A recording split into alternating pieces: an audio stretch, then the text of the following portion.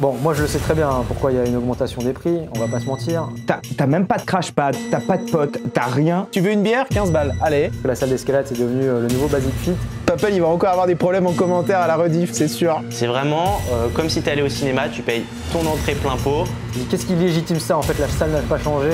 Tu vois une salle d'escalade qui est aseptisée, au chaud. Bonjour à tous et bienvenue dans Entre Grimpeurs, le podcast escalade le plus solide du game, le plus réel du game, le plus moustachu du game, le plus traction à un bras du game. Ici on parle et on débat de la grimpe dans toutes ses formes jusqu'au plus controversé. Les épisodes sont enregistrés en live le lundi à 18h, donc si vous souhaitez participer à l'émission, tous les liens sont dans la description. Bon épisode. Bienvenue à tous. Sur le chat, on est 13, on va pouvoir démarrer pour ce nouvel épisode d'Entre Grimpeurs, 3e épisode. J'espère que les gars, tout le monde va bien. Aujourd'hui, on va parler d'un sujet un peu clivant, un peu polémique, on a fait exprès de le choisir. Ça va peut-être fighter entre nos camarades, mais peut-être aussi fighter en commentaire. Est-ce que l'escalade est un sport de riches ? Pour m'accompagner durant cette heure, 3 intervenants de grande qualité. On va commencer avec Papel. Papel, il vit à La Réunion, au milieu de la forêt, il grimpe des falaises, il fait de la très bonne cuisine, et il va nous parler de grimpe et controverses, clickbait ou pas, des sujets chauds, polémiques. J'espère que Papel t'a bien concocté des sujets clivants pour faire parler. À fond, gars. On va y aller direct, tout de suite rentrer les pieds dans le plat. Ça va être quelque chose. Toujours évidemment Parfait. Avec beaucoup de bienveillance, car nous sommes très bienveillants chez Entre Grimpeurs. Et j'ai oublié de te présenter, tu es youtubeur, spécialiste des histoires au pluriel de la grimpe. Ensuite, on aura Baptiste qui va nous parler de l'escalade, un sport de niche à tendance premium et du coût réel de l'escalade. Baptiste, tu es entrepreneur, tu as cofondé la marque Nival Climbing. Le meilleur textile d'escalade. J'ai fondé. T'as fondé, excuse-moi. Et également, tu animes Côté Bloc sur YouTube. Et on finit par Amael avec ses 2 chroniques, cordes sensibles et prise de bec ou prise de bac, pour rentrer encore plus dans le débat. Amael, tu es explorider, skieur, surfeur, grimpeur professionnel. Pas surfeur et skieur, pas encore, mais grimpeur, oui, c'est ça. Peut-être un jour.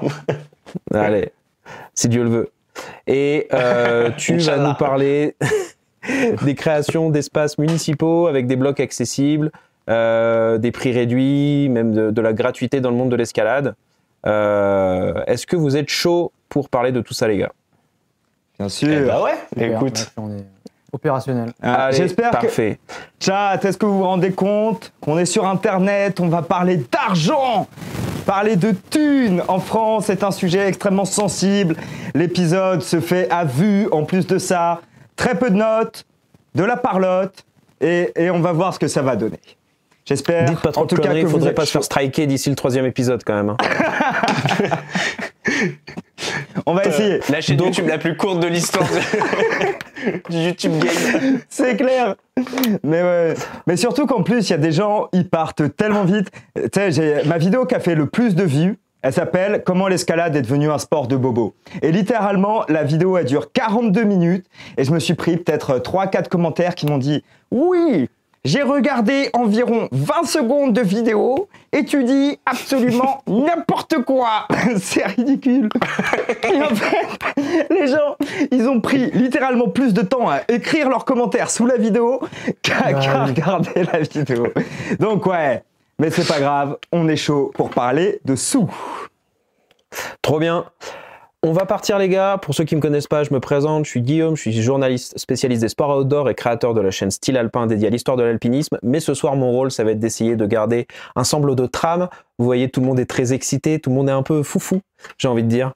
Mais on va démarrer avec la rubrique de notre cher Papel, grimpe et controverse. Ton sujet aujourd'hui, salle privée, falaise, une différence de classe sociale. Donc j'imagine que tu veux nous dire que c'est pas forcément les mêmes publics entre les salles et en falaise, en extérieur. C'est un peu ça. Bah, l'idée, c'est évidemment de pouvoir en discuter avec vous, d'avoir un petit peu vos ressentis, et également avec le chat, bien sûr. Alors, pourquoi j'avais envie de parler de ça? La raison est assez simple. Comme j'ai déjà pu l'expliquer, moi, j'ai découvert l'escalade à Mayotte. À Mayotte, pas de salle de bloc, pas de salle privée.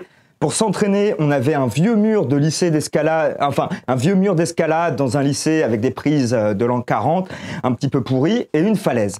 Donc je découvre vraiment l'escalade là-dedans, donc à la fois dans un milieu naturel et dans un milieu associatif. Et je me rends compte, en démarrant la grimpe, qu'on est entre deux oreilles. Les oreilles, pour ceux qui ne savent pas, c'est les métropolitains qui sont dans une île dont ils ne sont pas originaires. Et clairement, il n'y a aucun Mahorais qui est là, il n'y a que des oreilles. Je me dis, c'est rigolo quand même. Pourquoi les autres, ils n'ont pas envie de grimper? Je sais pas trop, mais je me pose pas non plus tellement plus de questions que ça. Je grimpais, je kiffe, il n'y a pas de souci. Ensuite, je rentre en métropole. En métropole, je vais pas beaucoup grimper en salle de bloc parce que ça m'attire pas spécialement. J'essaye d'aller sur le plus de falaises possible. Ensuite, je pars en Nouvelle-Zélande, pareil de la falaise. Et finalement, j'arrive à La Réunion, je découvre la salle de bloc et je vois que c'est un public qui est, mine de rien, quand même assez hétéroclite. Il y a des gens qui viennent d'un petit peu partout.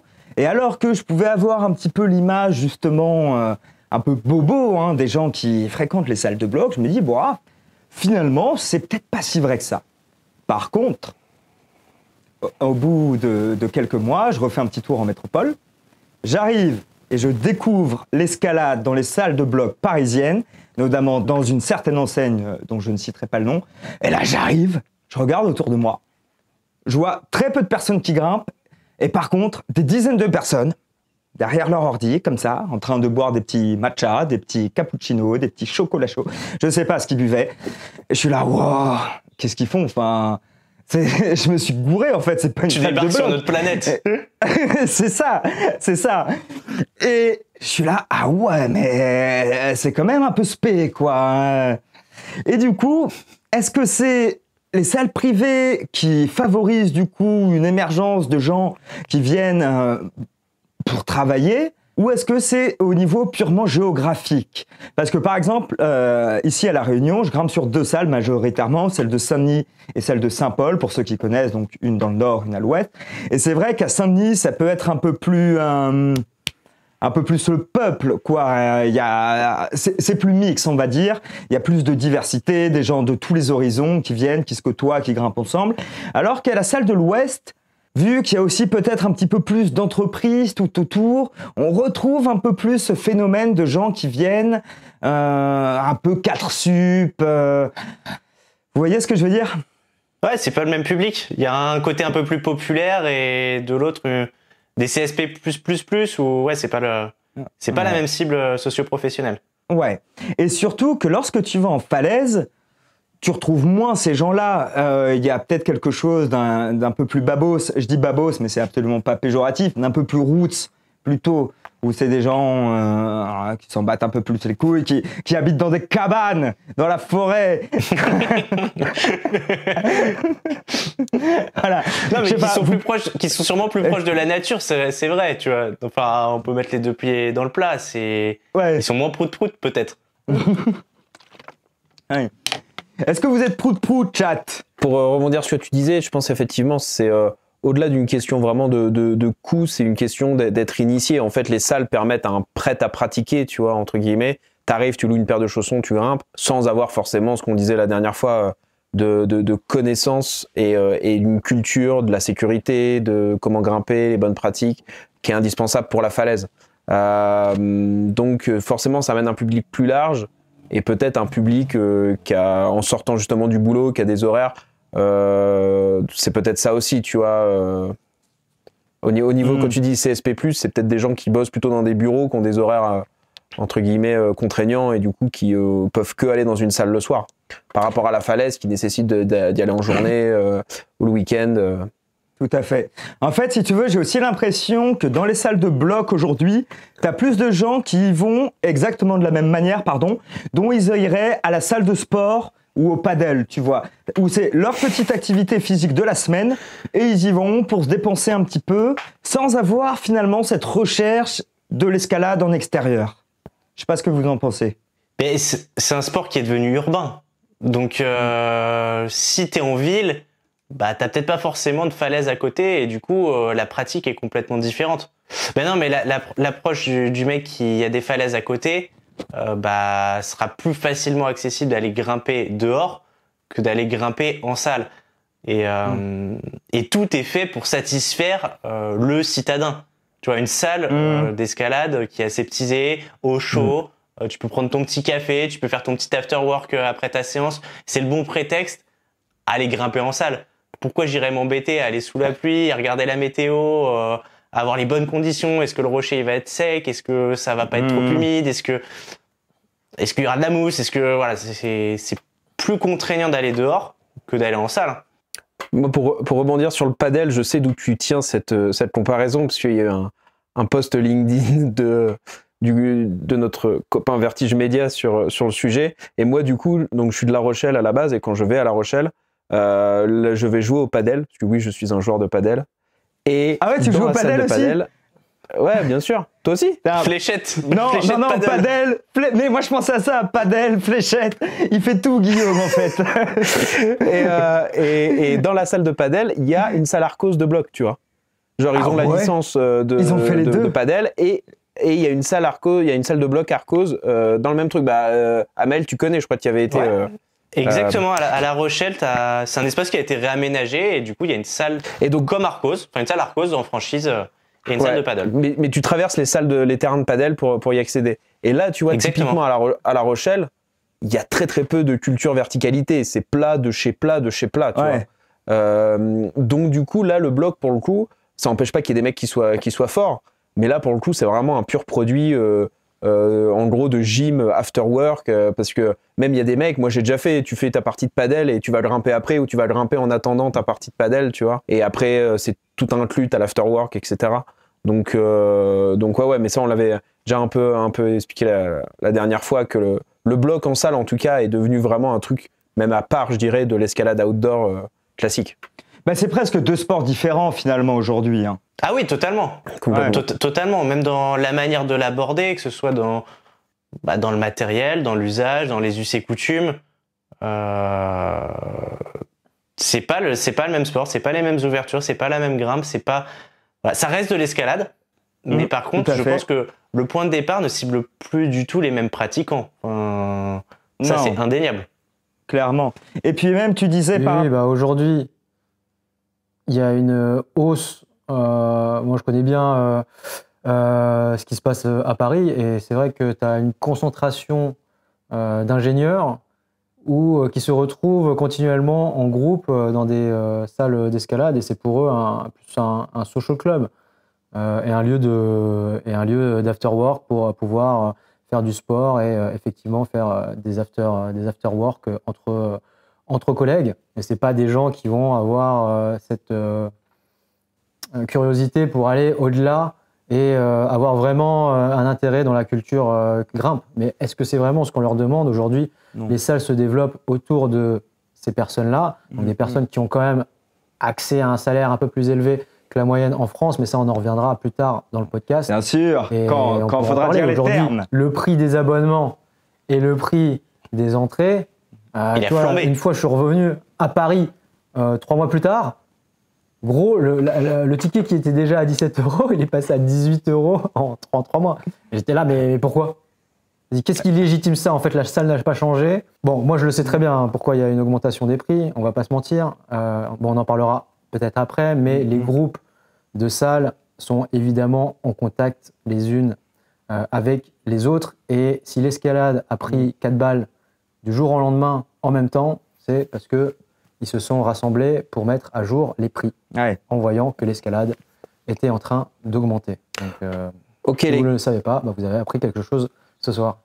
Ok les gars, merci. On va passer à la prochaine chronique pour respecter le timing. Mais je voudrais remercier toutes les personnes dans le chat. Vous êtes vachement plus réactifs, donc ça commence à prendre, c'est cool. Vous êtes 16 et vous participez, donc continuez. On va essayer de répondre en même temps. Là je vois que quelqu'un qui nous dit que les salles effectivement soutenues par la FFME ou le Club Alpin Français, des assos sont moins chères, mais effectivement il n'y a pas les infrastructures qui constituent bien évidemment le surplus de coûts dans les salles qui fleurissent à Paris ou dans les grandes agglomérations.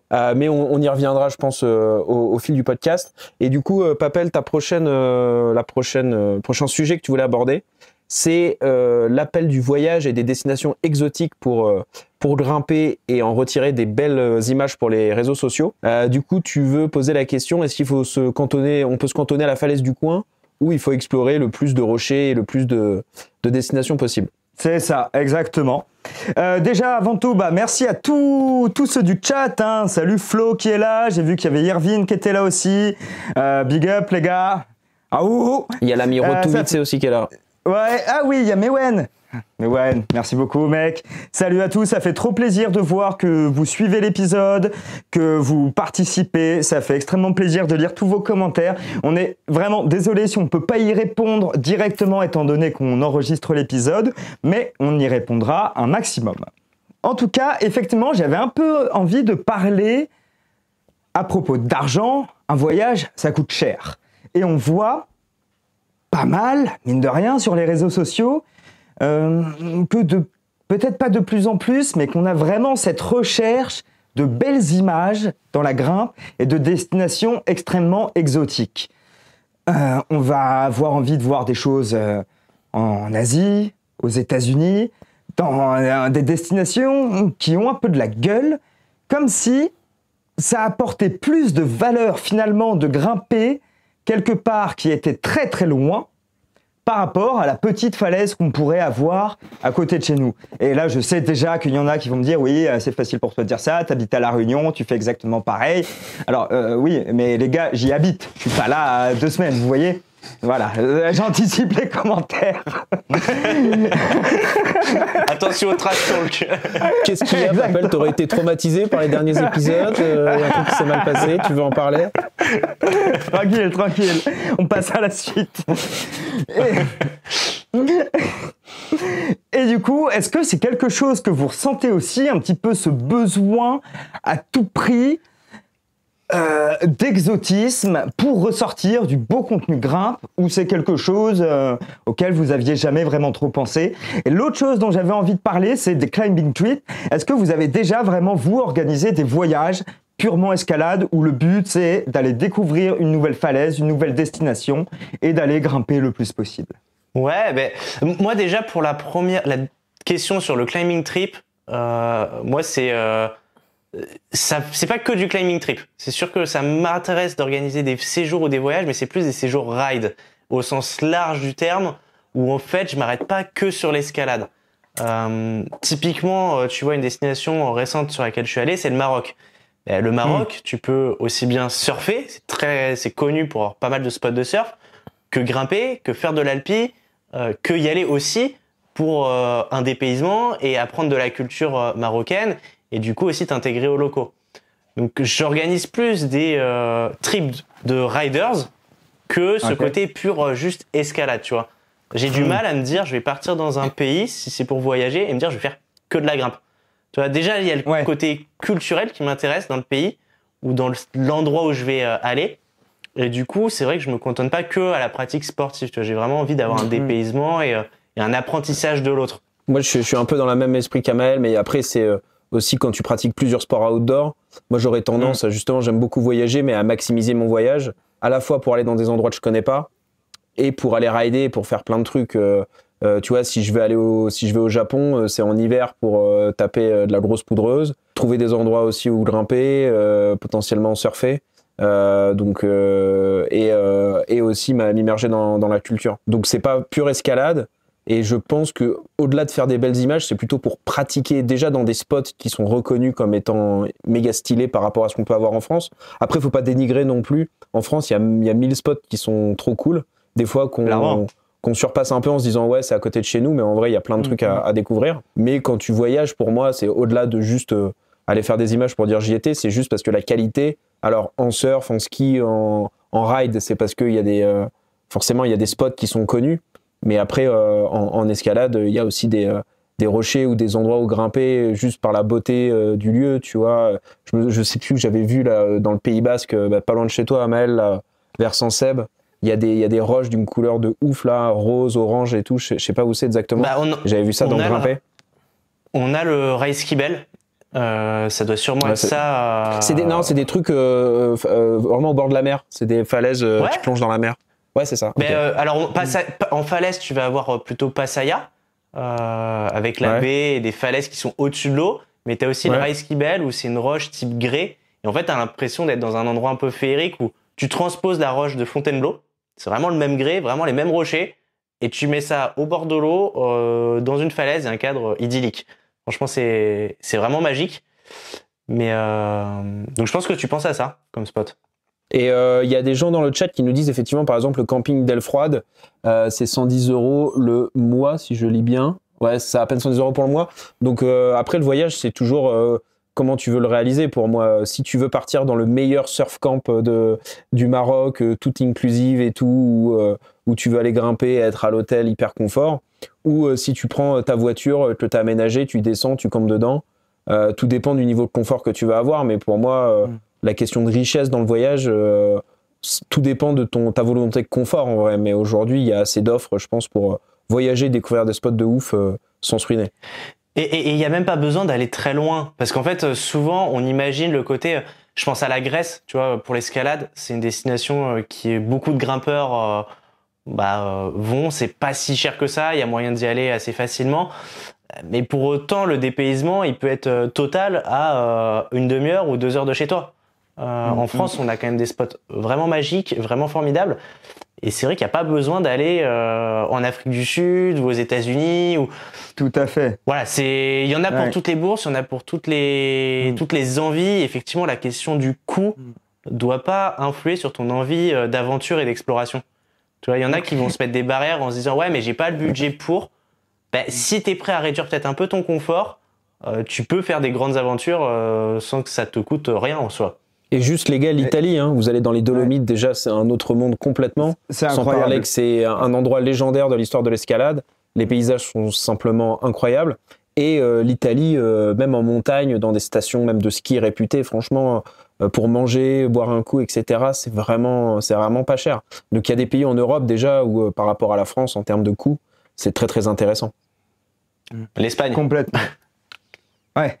L'Espagne aussi, ouais. Italie, Espagne. De toute façon, l'Europe du Sud, Grèce. Voilà, tu peux. Suisse, sur le coup, là, justement, contre-exemple. Mauvais exemple. La Suisse. Tu veux une bière, 15 balles. Allez. Tu m'étonnes. Non, pas sur le coût de la vie, mais par contre, sur l'accessibilité au spot, c'est à côté, quoi. Ouais. Mais oui, effectivement, le pouvoir d'achat en Suisse, il s'inflamme. Dis-nous, Papel.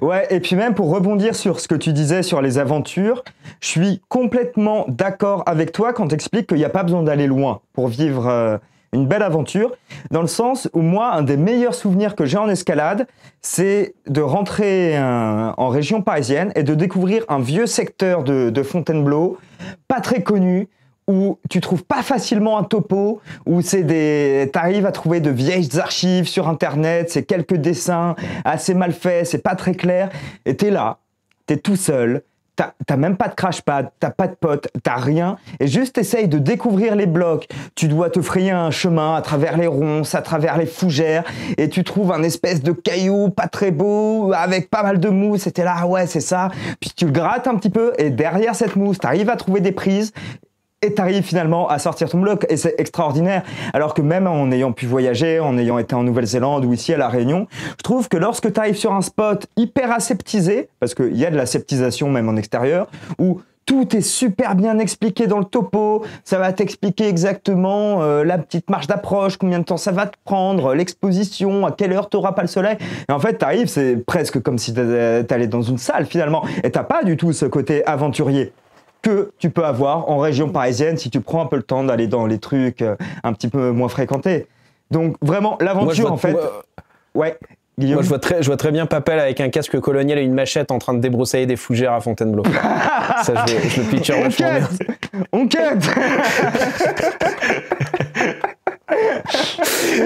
Bon, est-ce que vous avez encore des trucs à dire sur ce sujet, les gars, ou pas? Sinon, on passe à la chronique de Baptiste. Sauf si vous avez encore des choses à rajouter sur le voyage. Ma machette. Ah oui, il en a une en plus. Évidemment que j'ai ma machette, les gars. Vous m'avez pris pour qui? Il glisse ça entre les deux pattes du crash pad, c'est glisse sa machette, il dégaine. Papa, il va encore avoir des problèmes en commentaire à la rediff, c'est sûr. Non, moi, pour ajouter un truc, ce que j'ai vu en habitant au Vietnam, c'est que tu as beaucoup cet aspect touristique pour aller découvrir les falaises au Vietnam qui sont magnifiques. Mais ce que j'ai notifié, c'est que la majorité de la population qui vient, c'est souvent des backpackers et qui essayent d'aller au moins cher. Et aujourd'hui, dans des régions comme Hulung, je vais citer celle du Nord où tu as les falaises, tu as eu un business qui s'est construit autour de ça. Et c'est Vietclimb, la salle mythique, la première salle d'escalade au Vietnam, fondée par un Français d'origine vietnamienne, qui a financé le développement des secteurs et des falaises en créant justement une espèce d'économie circulaire avec les habitants de la région, notamment avec des homestays, tu vois, qui servent à financer tous les ans, à ouvrir une nouvelle falaise au Vietnam. Et voilà. Quand tu fais un business, tu as beaucoup de gens qui te recopient. J'en suis le premier témoin. Et, on a vu, ouais. Sujet sans vouloir sensible. citer de marque concurrente. Et voilà, il y a plein de nouvelles petites homestays. Et aujourd'hui, les gens qui viennent grimper en mode backpacking veulent aller au moins cher et vont aller dans des homestays qui ne sont pas tenus par des grimpeurs, par des locaux. Donc c'est bien pour l'économie locale, mais ce n'est pas les locaux qui vont entretenir les falaises pour la sécurité, pour faire de nouvelles voies, etc.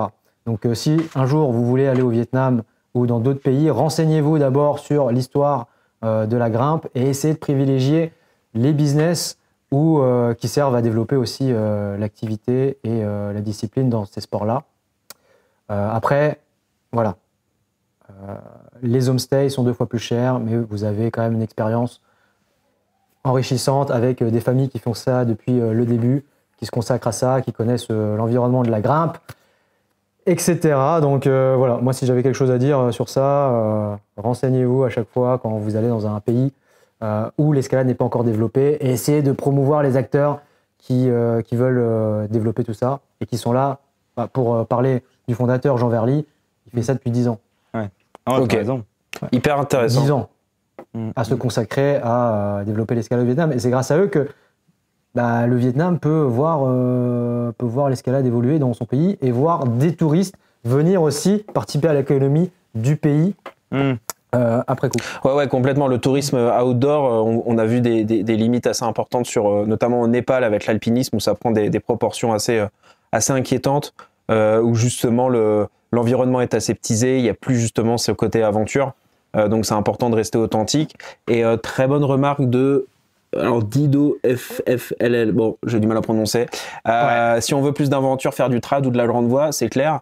Si t'en as marre de ton site de Quen, tu peux te retourner. Il y a la montagne et puis t'engager en trad et faire une voie en pleine montagne, pas équipée. Et là, tu peux être au même endroit, mais complètement dans un autre monde. C'est clair. Mais le trad, c'est cher. 100 € ton friend. Est-ce que le trad, c'est un sport de riche? Là, ça devient clairement un sport de riche. Tu vois, je pense que t'es même plus cher que le golf.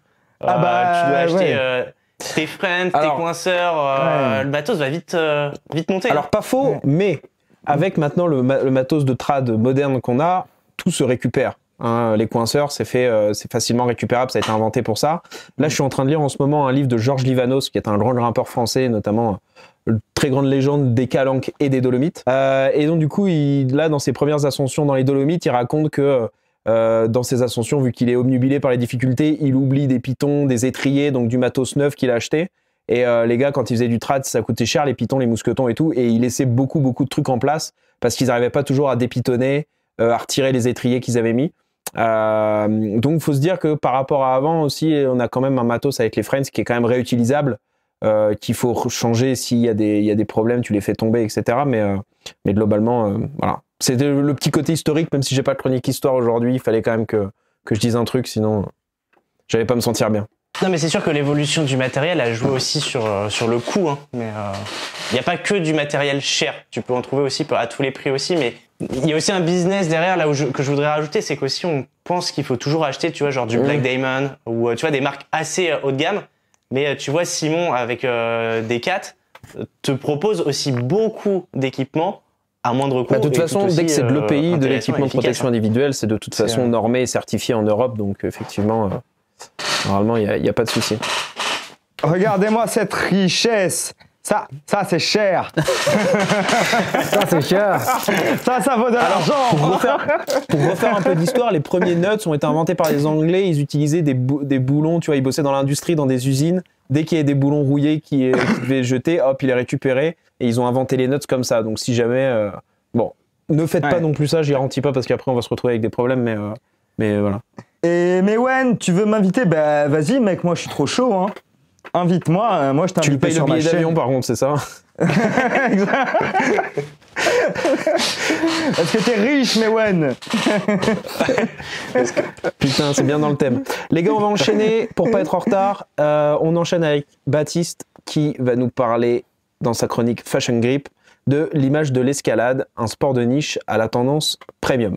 Bon bah les gars, moi je vais surtout vous énoncer quelques chiffres sur lesquels on va pouvoir rebondir dans cette catégorie, dans cette thématique, pardon. L'image, est-ce qu'elle est vraiment passée d'un sport de niche à une tendance premium? On a vu que l'escalade a eu une croissance fulgurante ces 10 dernières années. On est passé à 2 millions de pratiquants.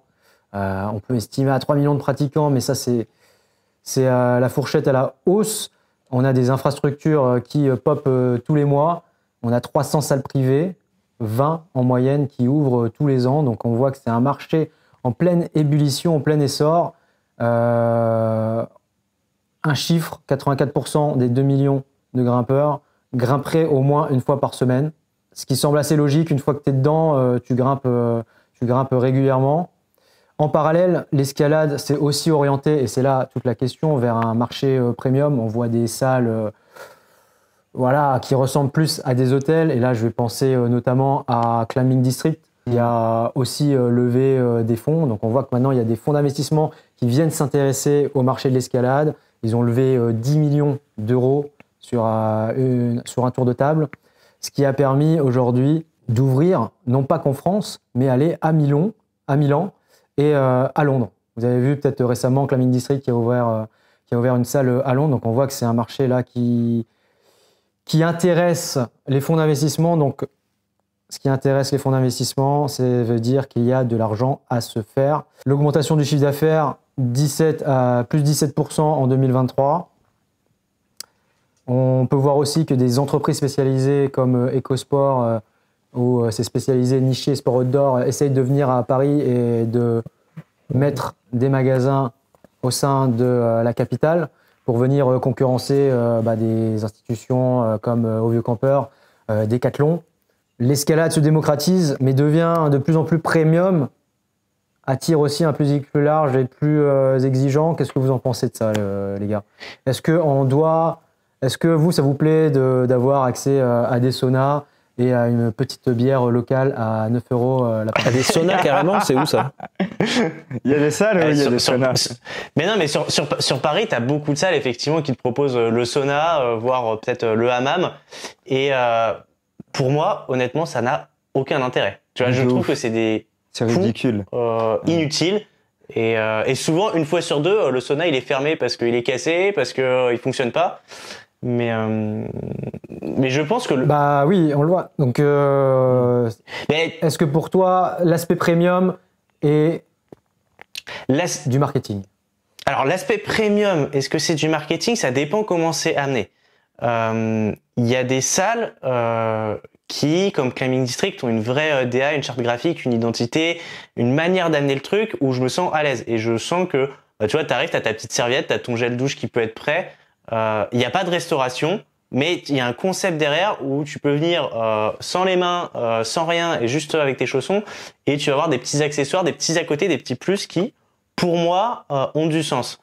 Par contre, dans certaines salles, j'ai le sentiment de pas comprendre pourquoi je paye 20 € ma séance.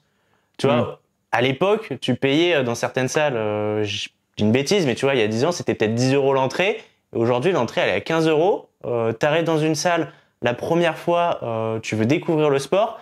Je trouve que le billet d'entrée, 15 € l'entrée, plus 3, 4, 5 € des fois la location de chaussons, ça fait 20 €. pour un peu, si la salle elle est un peu physique ou autre, bah tu te dis vas-y, c'est un sport qui est nul. J'ai rien fait, j'ai pas fait de bloc, ça m'a coûté v'là cher. Ouais, c'est clair. J'y reviens pas. Ouais. Et ça, je trouve ça dommage, tu vois. Donc ça dépend vraiment des salles et de comment est gérée la structure derrière. Pour ramener aussi une petite perspective historique, la grimpe justement a toujours été un truc étranger au confort, tu vois. Le trop de confort, pour moi, c'est antinomique avec la culture de la grimpe. Encore une fois, moi, quand je lis des récits de mecs dans les années 40, dans les calanques, ils se mettent minables, ils ont pas d'équipement, ils grimpent avec des trucs, ce qu'ils trouvent, ce qu'ils arrivent à acheter, en fait, parce que je parlais l'autre fois de l'alpinisme parisien, c'était un alpinisme ouvrier avec des gens qui étaient vraiment pas fortunés, qui économisaient toute l'année juste pour se payer le voyage jusqu'à Chamonix. Donc le matos était rudimentaire, l'entraînement était rudimentaire. Historiquement, ça a toujours été un truc quand même antinomique du confort, en tout cas. En tout cas, quand tu commences, etc. Donc là, effectivement, voir un trop-plein limite de confort, est-ce que aussi, par rapport à la culture de l'escalade, est-ce qu'on a envie de préserver la culture particulière de l'alpinisme et de l'escalade? Est-ce que c'est pas antinomique aussi d'avoir un trop-plein de confort par rapport à ce qu'historiquement, ça a été un sport, un peu pour les mecs qui en voulaient et qui n'avaient pas peur de se faire mal et qui n'avaient pas besoin d'un bain de pied après avoir grimpé 1 heure, quoi. Bon, après, c'est ce qu'on disait, je pense, tout à l'heure. début. Exactement. C'est notre population qui est ciblée. Ça même. Et moi, j'apprécie, tu vois, pouvoir me poser dans une salle et je trouve ça intelligent d'amener ce concept de coworking pour justement que les gens sortent de chez eux, aillent dans un lieu social et au moins puissent sortir de ce qu'on a vécu peut-être avec le Covid. Et il y a aujourd'hui une augmentation du fait que les gens peuvent travailler chez eux. Donc si tu peux travailler chez eux, tu peux travailler dans une salle et après faire ton sport. Et j'ai perdu ce que je voulais dire, donc je vous laisse la parole, les gars. Ouais, bah moi je pense qu'une salle peut se revendiquer premium qu'à partir du moment où l'espace grimpe est déjà premium. Ça veut dire, est-ce que tes prises, elles n'ont pas 20 ans ? Est-ce que tu as encore du grain dessus? Est-ce que tu as des sets qui sont quand même différenciés et que toutes les semaines, tu peux essayer d'avoir de nouvelles prises? Est-ce que tu as un beau spray wall? Je dis pas forcément, j'ai même pas le nom du machin avec les LED, parce que ça je connais pas. Une kilterboard. Voilà, une exactement. Kilterboard, par exemple. Exactement. Enfin, si tu as une kilter, c'est très bien, mais je dis même pas qu'il en faut une. Mais est-ce que tu as déjà fait un effort, ne serait-ce qu'au niveau de l'espace grimpe, avant de vouloir commencer à aller faire des petits lattés, des petits machins dont tout le monde se bat les couilles, tu vois. Et je pense que je pense que c'est vraiment ça l'important. Moi j'ai vu des salles où voilà, ils te mettent tout un tas de trucs annexes que tu peux retrouver, c'est très bien. Mais bon, tes prises, elles ont mal été karcherisées, elles sont dégueulasses et il n'y a plus aucun grain dessus. Qu'est-ce que je m'en fous que tu me proposes une petite serviette quand j'ai pris ma séance? Ou alors un bol de céréales sur lequel tu réponds « Je ne mange pas de graines !» Le matin, c'est café, clope. Après, ça dépend de comment est géré par qui et comment est géré le marketing premium. Et on va parler de Climbing District, eux, ils se démarquent très bien au niveau de la qualité du service. Franchement, proposer la serviette, eux, ils ont des bonnes ouvertures. Donc en fait, ils ont tout de bien. Peut-être là où j'ai été déçu, c'est quand un jour, ils ont voulu me faire payer le coworking. Donc en fait, tu peux plus t'asseoir juste pour consommer et bosser. Il faut que tu payes un ticket pour t'asseoir et après consommer pour être à l'accès coworking. Bon, moi, j'ai pas payé au final parce que. J'ai cru que t'allais dire. J'ai joué la carte Joker côté bloc. Exactement. Côté bloc, je vais. J'ai cru que t'allais dire ça. Ils ont voulu me faire payer l'entrée, ces enfoirés. Ils m'ont pas reconnu. Non, mais attends, 1 étoile. Non, mais tu vois, ça veut dire que ça marche tellement qu'ils sont obligés de faire payer les gens pour éviter que. Éviter qu'il y ait trop de monde dans l'espace coworking. En fait, ils répondent à une demande. C'est un nouveau lieu social, en fait. Économiquement, c'est un social club. Moi, j'appelle ça un social club. Ça se trouve, il y a peut-être même des mecs qui vont juste au cowork, qui prennent une story des murs et qui n'ont jamais mis une paire de chaussons. Mais sûrement.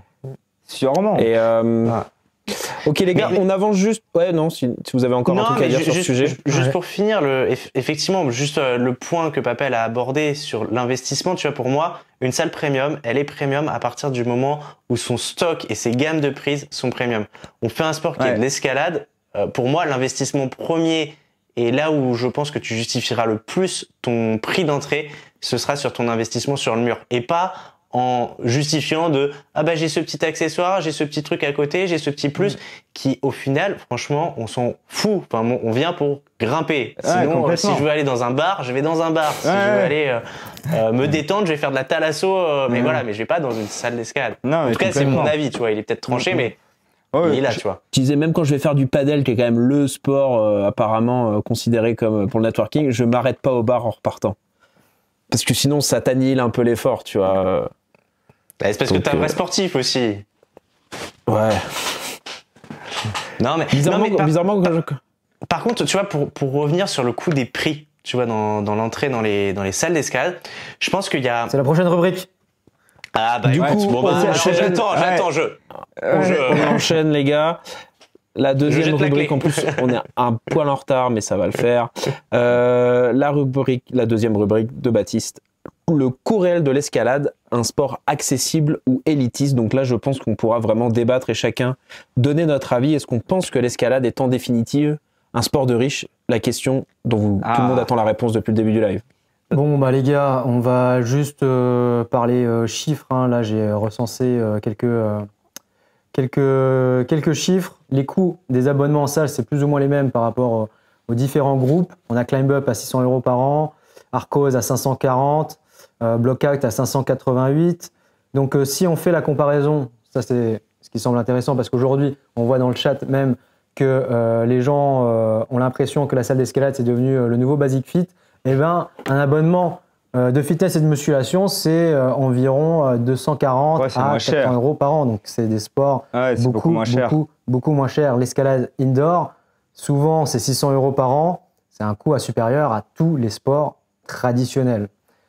Aujourd'hui, on remarque une hausse des prix en disant sur les tickets, ça on en a parlé juste avant. En 2015, les séances étaient entre 12 et 14 €.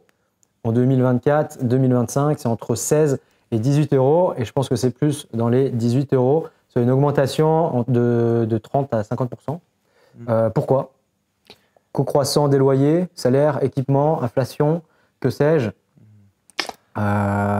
Pour vous, qu'est-ce qui justifie l'augmentation des prix en salle? Et après, je passerai aux autres thématiques. Bonne question. Est-ce qu'ils ont fait des saunas et des hammams? Non, et ils ont légitimé l'augmentation des prix? Non, mais alors pour moi, je pense qu'il y a aussi les coûts d'investissement, tu vois, sur les locaux de plus en plus grands, sur des espaces de grimpe qui sont toujours plus impressionnants, où du coup, forcément, ton coût d'investissement au départ et ton emprunt, faut le rembourser d'une manière ou d'une autre, donc les prix augmentent aussi. Maintenant, justifier une telle hausse, ça l'est pas dans toutes les salles. Tu vois, il y a un alignement du marché qui s'est fait, mais qui est pas toujours justifiable par rapport à des salles qui sont plus vieillissantes et qui ont déjà été amorties et qui sont sur des tarifs élevés. Après, les gens sont prêts à payer, donc tant qu'ils sont prêts à payer, le gestionnaire de la salle, il va monter le prix. Hein. Enfin, moi, je suis d'accord avec Amel. Ce qu'il veut, c'est rentrer de l'argent dans sa société. Hein. Je pense que peut-être comme Papel a fait dans sa vidéo, la boboisation du public fait que si t'es commerçant, que les gens sont prêts à payer plus cher pour ton produit, tu serais con pour augmenter les prix, quoi. Je pense que c'est surtout ça. Mais vous le savez que ce sont les groupes qui se sont accordés à une augmentation des prix en même temps. Évidemment. Vous le savez qu'ils se connaissent tous. Il doit y avoir un petit groupe WhatsApp, à mon avis, où ça discute fort. Enfin, c'est évident. Et je voudrais rajouter un truc parce que on revient sur le prix d'un coût de 600 € moyen pour une année d'escalade. Mais ça, c'est 50 € par mois minimum. Voilà. Et en fait, c'est en omettant l'achat à minima d'une paire de chaussons. Tu vois, aujourd'hui pareil, augmentation. Tu vois, on parle des salles, mais augmentation aussi sur le matériel. Ton chausson d'escalade, aujourd'hui 120, 150 €. Donc en fait, ça chiffre vite pour un peu. Tu fais un ressemblage et là, on parle même pas de faire de la voie ou faire de la diff. Où il va te falloir un baudrier, il va te falloir potentiellement des dégaines et une corde suivant les salles. Et ce que tu veux faire, un casque. Bon, tu vois, ça peut vite chiffrer. Donc, en fait, c'est une augmentation dans les salles et une augmentation aussi sur le matos. On constate aussi que les chaussons ont augmenté. Hein. Moi, je l'ai vu directement quand il y a eu la guerre en Ukraine. C'est à ce moment-là que ça a vraiment pris 30 € partout. Tu vois, les Scarpa VSR, elles étaient à 130 €. Elles sont passées maintenant à 160. Et aujourd'hui, on arrive même à un petit plus 10 là, qu'on voit à 170 € la même paire de chaussons qui n'était pas à ce prix-là avant. Les chaussons, c'est plus cher. C'est aussi un contexte géopolitique et qui handicape un peu tous les consommateurs. Ouais, après, heureusement pour le coup, la guerre en Ukraine a bon dos aussi sur certaines choses. Hein. Je pense que vraiment l'engouement aujourd'hui, un chiffre dont on n'a pas donné. Aujourd'hui, on a une fédération française de la montagne et de l'escalade qui, si je dis pas de bêtises, en tout cas c'est sûr, on a passé les 100 000 licenciés. On est peut-être je crois qu'on était à 118 000 en 2024. Ça devient une des grosses fédés. En tout cas, ça devient une fédé qui est importante, hein, plus de 100 000 licenciés. Bah, les entreprises veulent aussi se gaver et profiter aussi de l'opportunité qu'il y a derrière. Hein. Ouais, bah, j'avais noté le budget, le coût de l'équipement, ce qui est quand même un investissement important. Je vais pas vous détailler tout. Bon, il y a les chaussons, tu as le prix minimum si tu vas chez Decathlon à 45 €, un prix moyen de 110 si tu prends des chaussons intermédiaires et le prix premium de 160 € si tu veux de la bonne qualité. Bon, après, il y a aussi les pantalons, ça coûte cher. Surtout chez Nival Climbing. C'est onéreux, mais qui ont, voilà. Mais tu sais pourquoi j'ai fait des pantalons à la base? C'est parce que j'ai acheté un pantalon chez une marque concurrente, il a duré 6 mois avant qu'il y ait mon premier trou, et je suis juste parti du principe de faire un pantalon 20 € plus cher, mais qui va tenir plus longtemps. Ouais, bah t'as raison. Après, t'as des détenteurs de pantalons Nival qui pourront te le dire. Maël, je te vois toujours avec le premier Nival. Je te confirme. Bah, tu vois, aujourd'hui, on a shooté avec Vincent Grapp. Il m'a dit, ouais, t'es full Nival. Bah ouais, mais c'est pas parce que Baptiste c'est un copain, c'est juste que pour le coup, les produits, vraiment, ils sont efficaces. En fait, je préfère payer un peu plus cher, mais avoir de la qualité et qui dure. Et aujourd'hui, dans cette société de consommation, en fait, il y a aussi ça, c'est qu'on est une société qui consomme, qui est dans ce concept de on jette et puis on prend autre chose, on prend nouveau. Beaucoup trop. Non, moi je préfère mettre le prix et perdurer sur mon investissement et mon achat que devoir racheter en permanence. Donc pour après, le coup, effectivement. Moi je pense que justement, je vais peut-être aller à l'encontre quand tu dis que ça commence à chiffrer. Moi je trouve qu'en fait, l'escalade a peut-être une image de sport élitiste, pas accessible, cher, etc. Parce que c'est un sport de montagne. Et que quand on pense au sport de montagne, on pense alpinisme, on peut penser aussi ski, des sports qui coûtent très cher de par le matos, mais aussi de par le fait de prendre un guide, pour le ski de prendre un forfait, pour l'alpinisme, oui, de prendre un guide. L'habillement coûte aussi extrêmement cher. En fait, ce qui coûte le plus cher dans l'alpinisme, c'est le textile, hein, l'ensemble textile, et c'est ce qui coûte vraiment le plus cher. Et au final, l'escalade, si tu regardes, alors justement, en prenant le contre-pied des salles de bloc qui augmentent leurs tarifs, qui peuvent vite te revenir cher si tu prends pas d'abonnement, mais que tu y vas plusieurs fois comme ça. Honnêtement, si tu t'achètes une paire de chaussons, un baudrier, un casque, et que tu vas faire une initiation, un week-end d'initiation type grand parcours, ou même plus à l'échelle locale, un petit week-end d'initiation du CAF, où peut-être ils vont te demander 10 € de participation, etc. Et ben en vrai, peut-être au bout de 3 jours, on va te montrer les techniques d'assurage et tout, tu vas le grimper en tête un premier 5K, et là tu peux être parti à faire de la falaise si tu as un site de Quen assez facile à côté de chez toi. Donc je trouve qu'en fait, si tu réfléchis, commencer l'escalade outdoor, en extérieur, en falaise, en s'équipant au minimum, je trouve que c'est pas si cher que ça. Moi, je suis tout à fait d'accord avec toi. Mais on a une... Je suis tout à fait d'accord avec toi. J'avais fait l'échelle globale sur le coût d'un équipement pour grimper en XT. En bloc, on est environ à 250-450 €, avec chaussons, crash pad, magnésie. Voire on est entre 500 et 1000 €, corde, harnais, dégaine, chaussons. La question, peut-on encore grimper sans exploser son budget? Faut préciser. Faut quand même avoir mis les pieds dans l'escalade. Non, c'est moins. J'avais calculé entre 500 600. Entre 500 et 1000, et ça prend en compte les cordes, l'harnais, la longe, les dégaines, les chaussons, tout le matériel dans sa globalité. Le mec commencer, il va peut-être pas forcément avoir ses dégaines, il va aller avec quelqu'un qui a les siennes, il va pas acheter la corde, tu vois, donc ça lisse un peu, mais... Pour commencer, à 500 €, t'es full équipé chez Decathlon. Pour moi, tu vois. Ça te coûte le prix d'une année d'escalade, mais par contre, ta corde, tu peux la garder 10 ans, ton baudrier, tu peux le garder 10 ans. Donc en fait, disons la corde, va y avoir des commentaires là-dessus. Hein. Pas plus de 10 ans et ça dépend de son usage. Après, on peut rentrer dans le côté EPI très technique.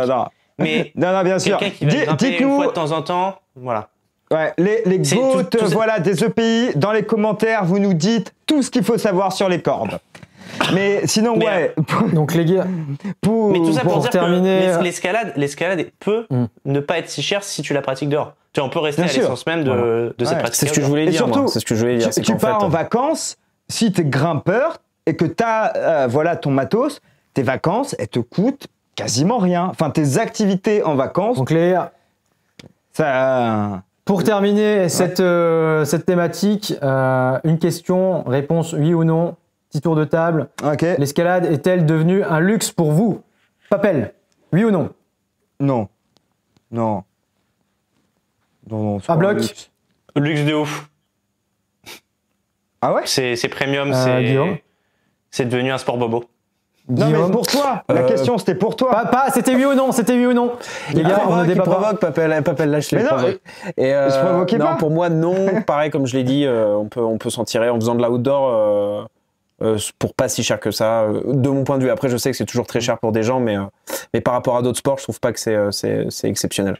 Et moi je veux dire bon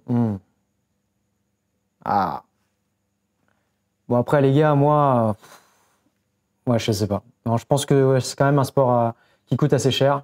Il y a quand même des grosses barrières à l'entrée que si tu vas jouer au foot et faire un fight avec des copains dehors. Donc et c'est ce que disait dans les commentaires un de nos lecteurs, c'est qu'il a plein de copains à lui qui ne reviennent pas à cause du prix de la séance. Mais je vais en revenir dessus un peu sur ma rubrique, mais exactement. On y reviendra sur le prix des séances, mais à l'unité. Enfin, la séance unitaire, c'est 18 €. Ok. Faites de l'outdoor. Arrêtez d'avancer. Du coup, on enchaîne avec à bloc, avec Amel. Justement, tu veux nous parler d'alternatives pour payer moins cher avec la création d'espaces au sein de municipalités avec des blocs accessibles gratuitement à prix réduit, comme certains skateparks. Donc vraiment de la l'eau, les gars, à disposition, quoi. Exactement. Alors il va chercher de l'eau, il part au puits, il va faire 18 km, il passe à ma fac et tout, donc on a le temps d'intervenir. On n'est pas rendu. Bah ouais, il va vivre son aventure lui. Il est parti. Bon déjà les gars, on peut remercier les viewers. Parce qu'on voit qu'il y a quand même beaucoup plus de constance comparé aux 2 derniers lives. Yes, vous participez, c'est chambé. Et je viens de regarder les stats là sur notre premier épisode, vous avez été hyper chaud. Là on a X commentaires, plusieurs milliers de vues et ça ne cesse de croître. Franchement vous êtes de plus en plus nombreux et ça fait grand plaisir. Alors vraiment merci et puis on a hâte de continuer cette aventure avec vous. Et surtout n'hésitez pas à vous abonner pour nous envoyer de la force. On commence ce format, on ne sait pas là où ça va nous emmener. Mais en tout cas on le fait avec grand plaisir et si vous voulez nous donner un petit peu d'envie de continuer toutes les semaines à vous proposer du contenu entre grimpeurs, entre personnalités du monde de l'escalade. Bombardé de likes, de commentaires. Oh, les gars, faites ça là. Les gars. Abonnez-vous. On s'abonne. 5 étoiles sur Spotify. On n'oublie pas Spotify, s'il vous plaît. Les 5 étoiles, que le podcast soit référencé afin de pouvoir gonfler nos égos. Non, pardon. Que tout le monde puisse en profiter. Bien évidemment. Non. Et pour revenir à nos moutons, c'est sur le prix justement, quand on revenait sur ça, moi je me suis dit, est-ce qu'il n'y a pas des alternatives à ces salles qui sont de plus en plus chères? Aujourd'hui, en fait, donc j'ai regardé un peu, il y a un très bon article, je vous intéresse, ça peut être vraiment chouette si vous voulez aller le regarder, sur Vertige Media, justement qui traite un peu de cette thématique et où on voit beaucoup de témoignages de grimpeurs et de grimpeuses au sujet du coût des salles. Et en fait, on remarque que c'est souvent un frein pour le grimpeur occasionnel. Bien sûr. Je m'explique, on a des grimpeurs qui sont réguliers, mais pas assez régulier pour amortir en fait le coût d'un abonnement. Une salle, pour qu'elle fasse de l'argent, en fait, là où c'est le plus rentable pour elle, c'est sur un ticket unitaire. C'est vraiment comme si tu allais au cinéma, tu payes ton entrée plein pot, tu fais ta séance et ça s'arrête. Là, la salle d'escalade, c'est là où elle va récupérer le plus d'argent possible. Et en fait, on remarque que du coup, ça peut être un frein pour certaines personnes qui viennent une fois semaine. C'est vrai que mettre 20-25 € dans ta séance, c'est excessivement cher pour des fois, notamment des débutants qui vont grimper 1 heure. Tu vois, ta séance, au début, quand tu commences l'escalade, tu vas pas pouvoir rester 5 heures à la salle à gérer ton effort et à pouvoir grimper pendant toute l'après-midi ou toute la matinée. Donc ça, c'est un gros frein. Et de l'autre côté, on a des gens qui prennent des abonnements et qui viennent 3, 4, 5 fois semaine. Et au final, c'est pas si cher parce que c'est amorti par la fréquence importante à laquelle ils viennent. Donc je me suis dit, est-ce qu'il n'y a pas des solutions alternatives pour rendre l'escalade accessible à tous? Et en fait, je me suis rendu compte qu'il y avait une société qui vient de créer un nouveau concept. Il y a quelques semaines, ils viennent de lancer ce format-là. Donc ça s'appelle Monolith. Et en fait, leur idée de base est de récupérer des gros blocs dans des carrières de pierre et de venir les implanter avec l'aide de la commune dans un espace urbanisé. Et donc en fait, c'est un peu le concept du skatepark qui est payé par ta municipalité, par la ville, et qui est rendu public et accessible gratuitement. Et donc je trouve que le concept est vraiment cool parce qu'on revient un peu à cette essence de l'escalade outdoor, mais en le mettant dans un milieu urbanisé. Et cette fois-ci, au lieu que tu payes pour rentrer dans une salle, tu peux venir grimper sur de la roche, sur des rochers, gratuitement. Et ça, je trouvais ça chouette d'avoir un concept qui prend un peu le contre-pied des salles d'escalade en rendant du coup le sport populaire, accessible à toutes les bourses et sans trop de contraintes, puisqu'en plus c'est vraiment un format qui se veut aussi écologique et environnemental, puisqu'ils se disent que effectivement aujourd'hui une salle d'escalade c'est du plastique, c'est des coûts qui sont pas toujours super bien vus, et donc pour le coup eux c'est vraiment ils réemploient certains rochers qui dans des carrières sont voués à la destruction et servir à rien en fait. Ils viennent juste les récupérer, les remettre dans un parc et du coup c'est pas si mal. Donc voilà, je sais pas ce que vous en pensez, mais je trouvais que le concept était intéressant pour ça. Et la sécu? Tu viens, c'est dehors, hein. Comme si t'étais. Non, mais ça c'est typiquement pour faire pour rebondir. Le fondateur il s'appelle Théo et il vient aussi de Metz. Il grimpe aussi à Blockout Metz, donc je vois très bien qui c'est. Et on était au même événement la semaine dernière à l'OSV. Il est devenu adhérent, donc il est en train de monter ce projet. Il est actuellement dans un tiers-lieu de Metz pour le mettre en œuvre qui s'appelle Blida. Donc il a fait quelques tests. Ça demande quand même pas mal de logistique. Après, je pense qu'il va avoir beaucoup d'efforts à avoir pour aller démarcher toutes les municipalités pour leur expliquer le concept. Donc je pense que ça va être assez épuisant pour lui. Mais si on peut leur faire un peu de pub avec Côté Bloc en faisant une vidéo, je pense que c'est une bonne initiative. Après, mais du coup les crash pads c'est toi qui les amènes? Pour moi c'est plus non, oui, tu dois les amener. Tu viens avec ton matériel. Donc après, libre à toi de vouloir grimper avec un crash pad. Ça met un frein. En tout cas. Ouais, mais donc il te faut quand même un crash pad. Pas forcément. Est-ce qu'il te faut un crash pad pour aller grimper dehors à Fontainebleau? Ça, c'est nous dans notre norme de grimpeur. Mais à l'époque, tu grimpais avec ton paillasson, hein. Tu vois, c'est ton approche de l'escalade après qui. Ça j'aime bien, l'escalade, roots. Voilà. Ça après libre à chacun de pratiquer comme il veut. Moi je suis pas là pour polémiquer sur est-ce qu'il faut mettre un casque, est-ce qu'il faut un crash pad, est-ce que. Effectivement, s'il n'y a pas de matelas, ça rend le lieu inaccessible pour les débutants qui vont se mettre en danger. Alors il y a des concepts qui existent déjà dans d'autres. Bon, après pays. C'est vrai, nous on montait dans les églises quand on était jeunes et sur des grues, donc tu vois. Non mais ça existe en Savoie, hein. Ça existe en Savoie. À côté de chez moi, mon site de Couen local.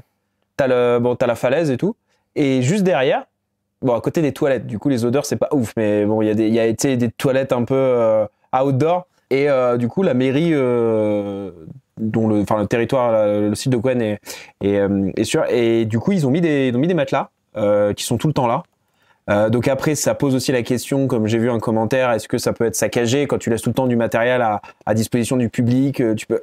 Bon, là, c'est au fin fond de la Savoie, sur un site de Coin, il y a que des grimpeurs qui vont, donc ça. Mais c'est cool, tu vois, parce que si t'en as marre de grimper en voie, tu vas derrière et tu te fais du bloc avec des matelas mis à disposition et gratuits. Donc ça, pour moi, c'est vraiment le truc accessible parce que tu peux vraiment pratiquer. Après, de manière générale, toutes les initiatives qui poussent les gens à aller dehors pour notre discipline, je pense que c'est quand même c'est bon à positif. Après, moi, Bien quand sûr. on m'a expliqué ce projet, j'étais là un peu plus sceptique au niveau du business model parce que au final, quand tu t'investis dans une entreprise, il faut avoir l'énergie de la tenir et qu'elle devienne rentable un jour. Donc voilà, c'est un projet assez fou. Ça s'est inspiré de ce qui se faisait déjà au Canada, il me semble. Mais c'est un bon concept, voilà, ça permettrait de rassembler les gens autour d'un totem qui serait, la pierre, le bloc de granit. Trop bien. Ouais. Après, une question, est-ce que ça va pas dénaturer parce que je pense qu'ils vont le tailler à quelques endroits? C'est quoi votre avis sur ça? Moi, ça me dérange pas à partir du moment où c'est déjà pas naturel. Enfin, tu vois, c'est urbain. Un rocher, ok, naturel, mais il l'impose dans une ville. Enfin, oui, tu vois, c'est pas une exactement. falaise ça fait pas des milliers d'années que c'est comme ça, quoi. Donc, c'est pas gênant. Franchement. Tu t'en fous. Enfin, c'est urbain. Ouais, juste pour rester bien dans le timing, on a encore une rubrique du coup d'Amael à voir. Les gars, j'ai un call à 19h30. Voilà, donc c'est pour ça, on avance. Du coup, dernière rubrique. Le businessman est occupé. Amael. Bah là, je vois qu'il y a. Moi, Baptiste, j'ai envie. Je relance un nouveau projet, je vous en parlerai plus tard. J'ai envie que tu lances tes chroniques maintenant en disant salut jeune entrepreneur. Je pense que ça peut bien faire. Mais c'est clair. Du coup, deuxième rubrique d'Amael, prise de bec ou prise de bac. Le prix d'une entrée en salle privée à plus de 20 balles, est-ce justifié? Et tu veux nous parler de prix conscient. Exactement. Effectivement, on n'arrête pas d'en parler pendant le podcast, les prix augmentent et du coup, je suis allé chercher un peu des alternatives et comment on pourrait rendre le juste prix à son entrée en salle d'escalade. Et je sais pas si vous avez suivi un peu les actualités, mais le camp de base a essayé de mettre en place un prix conscient. Le concept du prix conscient, je l'explique pour ceux qui sont pas forcément au courant, c'est de dire, voilà, on a 3 fourchettes de prix. Ton entrée, toi, en tant que client, quand tu arrives, on va te dire, bah voilà, tu peux me payer 10 €, mais nous, on sera pas rentable. Tu peux me payer, j'extrapole, 15 €, et là, c'est justifié parce qu'on est rentable et que voilà, ça nous permet d'amortir nos investissements, les gammes de prix qu'on vient d'acheter, ou 20 €, et là, c'est plus cher que ce que devrait valoir ton entrée, mais ça nous permet de réinjecter dans du nouveau matériel et nous aider dans le développement de ta salle dans laquelle tu grimpes. Donc ça permet d'avoir 3 strates de prix et du coup de permettre à toutes les bourses de pouvoir venir grimper. Si tu es dans une cible socio-professionnelle peut-être plus en difficulté, ça peut te permettre d'avoir accès à la salle de grimpe, alors que si tu es cadre sup et que tu as beaucoup d'argent, concrètement, si tu veux aujourd'hui pouvoir aider ta salle, tu peux donner un peu plus. Mais c'est toi, en tant que consommateur, qui va choisir la dépense que tu es prêt à mettre dans ta séance. Donc je trouvais ça vraiment pas mal. Je sais pas ce que vous en pensez. Est-ce que c'est une bonne idée? Est-ce que ça peut être amélioré? Est-ce que vous avez d'autres visions ou d'autres modèles économiques qui vous viennent en tête? Voilà la question. Ouais. C'est valable pour les abonnements aussi ou c'est que la séance unitaire? Alors je crois qu'ils l'ont fait que sur la séance unitaire aujourd'hui. Et ils l'ont pas extrapolé, en tout cas, à des abonnements, en tout cas à ma connaissance. Voilà, c'est une tentative, c'est un modèle qui a été essayé. Parce que est-ce que ça peut être viable ou pas? Voilà, c'est une question. Je suis pas fan de ce genre de truc dans le sens où le mec qui va mettre 10 balles, il va se sentir mal. Après, je pense que il y a quand même, quand tu es chef d'entreprise, que tu proposes un service, ton boulot c'est de juste proposer le prix juste par rapport à tes infrastructures, ce qui te semble bien. Et je suis pas sûr que ça soit efficace parce que dans un monde où aujourd'hui, alors il y a des gens généreux, mais il y a aussi des gens qui veulent juste gratter, et donc tu prends le risque d'avoir que des gens qui te donnent le minimum et de jamais être rentable, tu vois. Donc je sais pas, je trouve que c'est bancal comme truc. Est-ce que c'est une question de mentalité française ou est-ce que rien à voir, je sais pas. Non, moi je pense que ça c'est du neuromarketing. C'est utilisé par toutes les grosses marques. Et en fait, c'est de donner l'illusion du choix. Ouais. Parce qu'au final, quand on met 3 prix, c'est comme les Apple. Complètement. Très rarement, les gens vont choisir le plus cher. Ou 3. Ils vont moins cher. Le 15. C'est ce que disait Guillaume, c'est tu vas te sentir gêné, tu vois, d'aller, de pas avoir un petit peu moins d'argent et de mettre 10 balles. En fait, ça te fait culpabiliser et c'est des techniques de neuromarketing. Donc, je pense qu'ils veulent se donner une bonne conscience. Après, ils le font peut-être par. Enfin, c'est comme il y a eu beaucoup de débats sur cette salle concernant d'autres thématiques dont on ne va pas parler aujourd'hui. Mais est-ce qu'ils essayent de surfer sur une espèce de bien-pensance commune ou ils veulent vraiment aider les petits jeunes qui n'ont pas les moyens à venir dans leur salle? Je pense qu'il aurait peut-être tourné autrement. Parce qu'en fait, soit effectivement, parce que si tu dis clairement, si tu nous donnes ce prix-là, on sera pas rentable. Bah oui. Derrière, c'est complexe. Tu les influences à fond. Tu les influences à fond. J'extrapole un peu mon discours, mais voilà, c'est comme dit Baptiste, je pense que derrière, il y a du neuromarketing, que c'est très réfléchi, que c'est conscientisé, que c'est pas fait au hasard, tu prends pas de risques. En proposant quelque chose comme ça, il y a quand même des investissements et des coûts derrière, et il faut faire tourner une structure.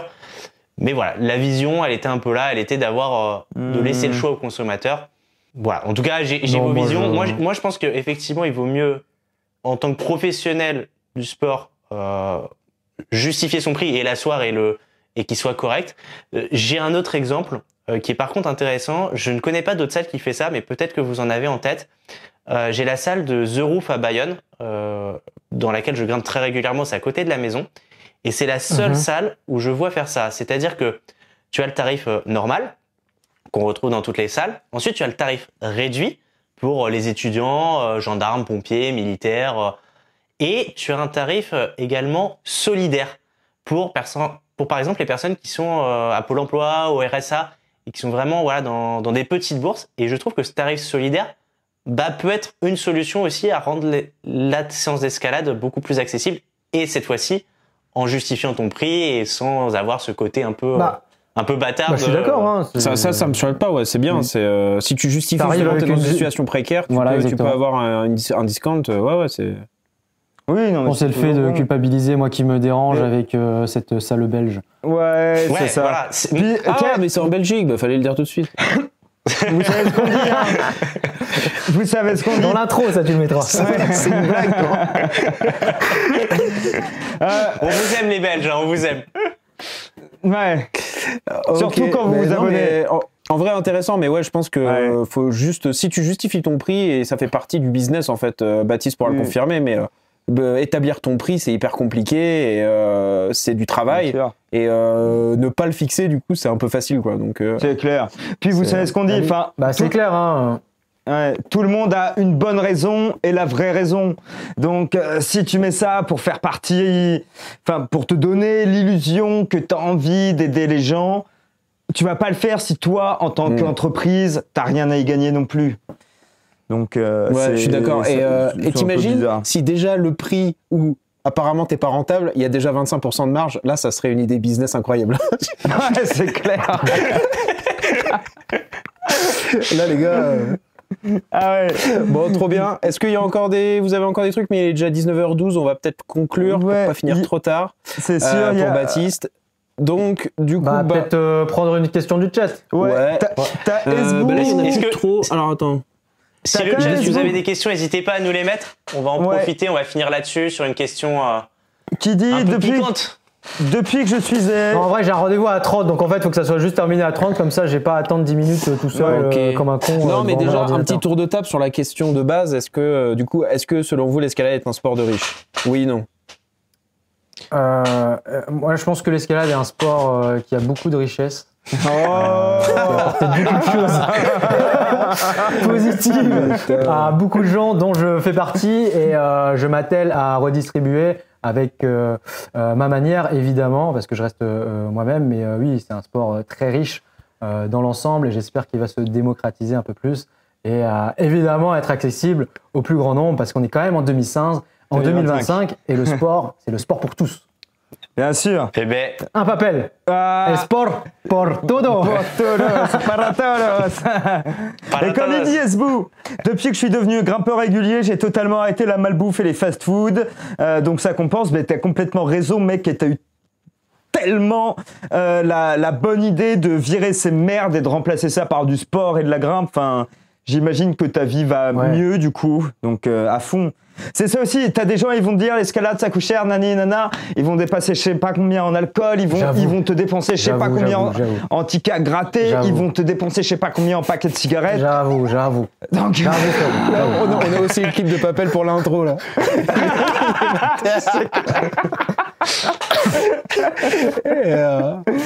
Amel. Ben, l'escalade, pour moi, indéniablement, c'est cher en intérieur. Franchement, après, si t'aimes l'extérieur, tu peux t'y retrouver pour pas si cher que ça. Mais par contre, je rejoins Baptiste dans le fait que c'est une belle richesse. L'escalade, au-delà du coût, je pense que tout le monde peut s'y retrouver et que ça t'apporte beaucoup, même dans le côté communautaire que c'est que ce sport. Et dans le côté dépassement de soi, même vis-à-vis de ta vie personnelle et professionnelle, en fait, je trouve que ça peut t'apporter quand même beaucoup de choses. Et c'est un beau message. Et c'est vrai que c'est important de le dire. Enfin, c'est un sport qui est chouette pour ça, quoi. Mais moi, pour ma part, Cœur. de ouf. Pour ma part, l'escalade, comme vous le savez, pour moi, c'est pas un sport indoor, c'est un sport outdoor.